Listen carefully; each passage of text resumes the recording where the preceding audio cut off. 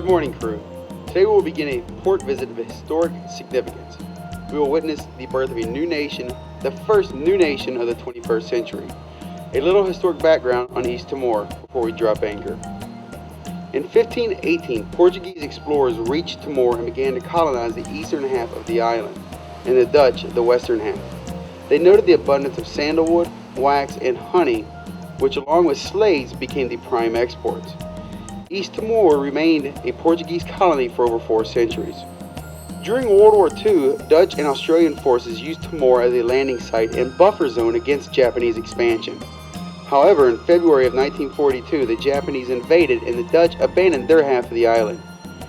Resistance by the East Timorese, the Portuguese colonists, and the Australian troops was minimal, and the Japanese brutally occupied the entire island of Timor. After World War II, the Republic of Indonesia was created, incorporating the former Dutch colony of West Timor, but not East Timor. Still a Portuguese colony, Portugal maintained control of East Timor until 1955, when the subject of East Timorese independence was discussed. East Timor was put on the United Nations agenda as a non-self-governing territory in 1960. In 1974, Portugal set up a provisional government and held a national popular vote to let the East Timorese decide.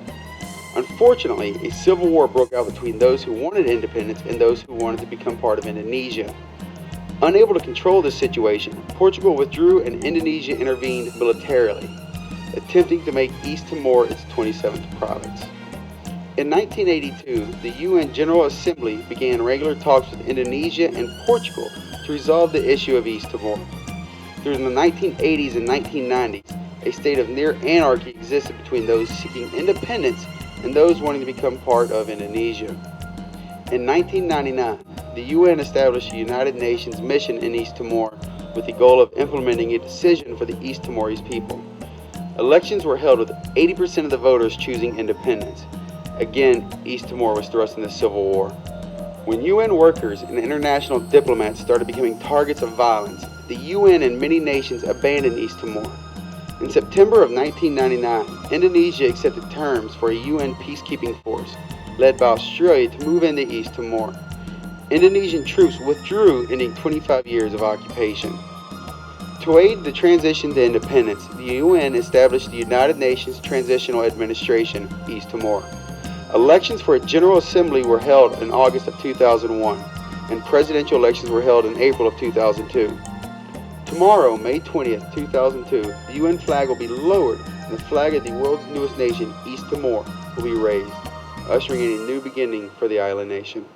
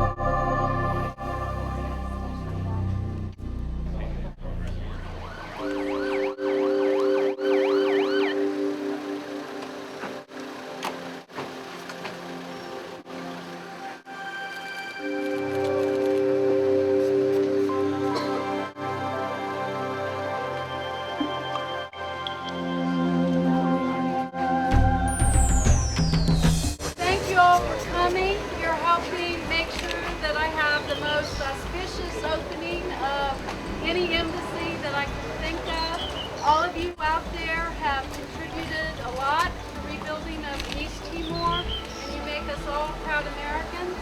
I'd like to introduce our delegation to Independence Day. The Honorable William Jefferson Clinton, our former president. The Honorable James Kelly, he's Assistant Secretary for East Asia and Pacific Affairs. Karen Brooks, the Director of Asian Affairs at the National Security Council. Brigadier General John Castellaw, Deputy Commander of Marine Forces Pacific. And the Honorable Richard Holbrook, our former ambassador to the UN. On behalf of President Bush, on behalf of Secretary of State Colin Powell, on behalf of the U.S. Department of State, it is my honor to declare that the United States has today recognized the government of the Democratic Republic of East Timor. And so it's a special pleasure to declare this an American embassy on behalf of the U.S. Department of State and the President of the United States. And Charge de la Rosa, please.